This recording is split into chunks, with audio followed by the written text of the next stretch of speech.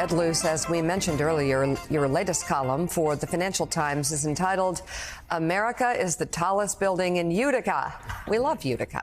It's actually entitled America's History as Most Successful Failing State. And you write in part, quote, a key sign of fading power is its currency losing value. By this yardstick, America is close to an imperial peak. Yet political science tells us that America is more divided than at any point since the eve of its civil war in the 1850s. Could it be defying the laws of historical gravity, a failing state that outshines its rivals? The answer is yes. For the time being, a nation can be both rich and ungovernable for long periods. There are two reasons for this.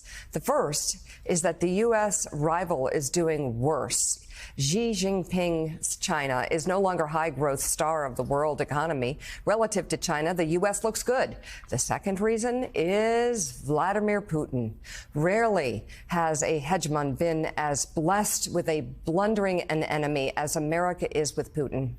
For the time being, America's relative power is ascendant. America still bestrides the globe, but its jugular is badly exposed. And with that, you know, it all is coming back to the very, very tense crossroads we are at with this war.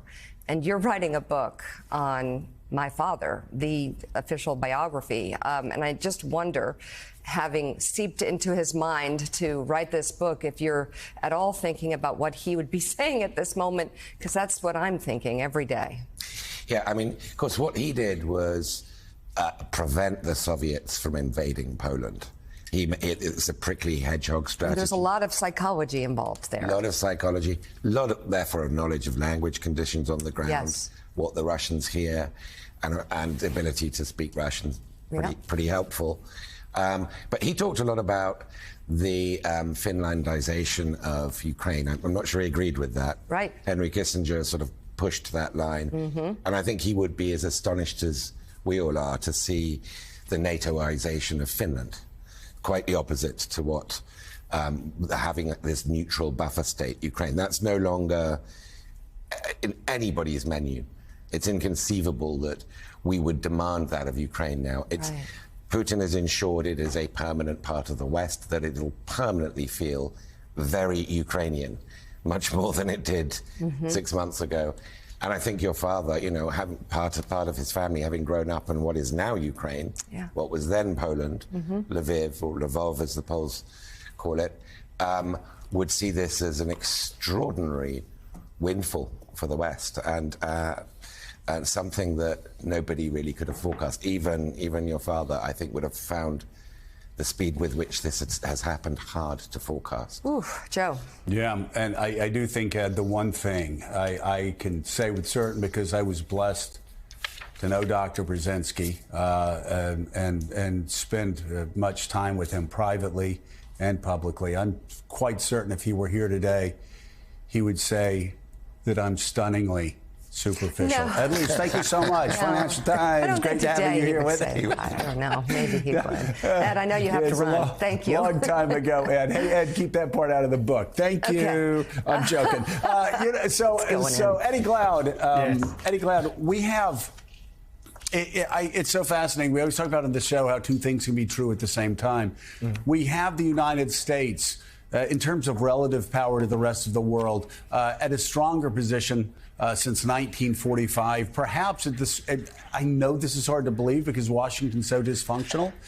Perhaps at the strongest point relative to the rest of the world than it's ever been, even 2000. Because we had a strong rising China at that point, 1945. We had a bipolar world with the Soviet Union.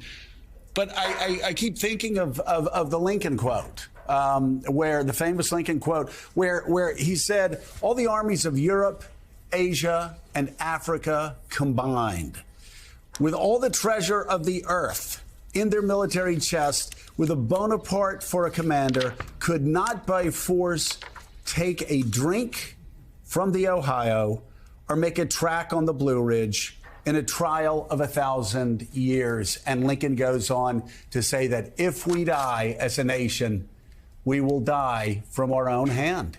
Right, right. I think, Joe, the state of the world is what it is, and America's standing in the world is a reflection of the state of the world, I think. But those internal contradictions that Lincoln was grappling with are so pronounced in our current moment. I'm thinking about deep wealth inequality. I'm thinking about the outsized role of money in our politics. I'm thinking about partisan division, how it has impacted the ways in which we deliberate about the future of the country. I'm thinking about racial divisions and the way in which it has, in some ways, shackled our imaginations in so many ways. I'm thinking about the way in which the republic, right, feels as if its foundation has cracked in this moment. And so I think the internal divisions that the Lincoln reference is turning our attention to, and what you're calling our attention to, are really important, because it won't be our failure in the world. Mm-hmm. It will be our failure to live up to our ideals that will be the source of our ending, it seems to me. And with all